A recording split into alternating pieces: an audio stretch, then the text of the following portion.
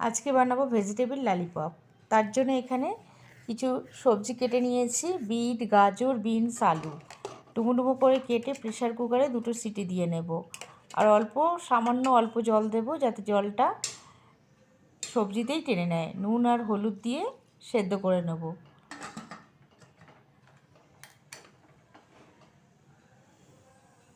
City পড়ে গেছে, এবারে পাশে রেখে দিয়ে ভাপটা বেরোনোর জন্য রেখে দিলাম। এবারে একটা মশলা তৈরি করে নেব, ভাজা মশলা, জিরে, ধনে আর শুকনো লঙ্কা। তো নামিয়ে ঠান্ডা করে নেব। এবারে 1 মুঠো বাদামও, কাঁচা বাদাম ভেজে নিয়ে নামিয়ে নেব।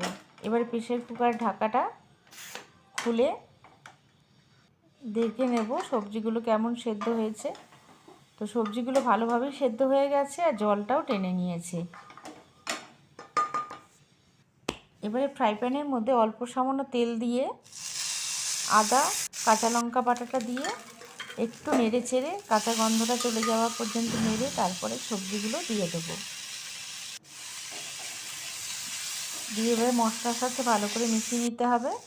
এবারে ভাজা মশলাটা দিয়ে দিলাম আর দিয়ে দেব গরম মশলার গুঁড়ো আর অল্প একটু চিনি। এবারে ভাজা বাদামগুলো দিয়ে দিলাম, দিয়ে এবারে নেড়ে ছেড়ে নিতে হবে। নিয়ে এবারে ঠান্ডা করাবার জন্য নামিয়ে দেব। আর এখানে একটু ময়দা নিয়ে ময়দাটা জল দিয়ে গুলে রেখে দেবো, এটা চপের জন্য লাগবে। তো সাইডে রেখে দিলাম।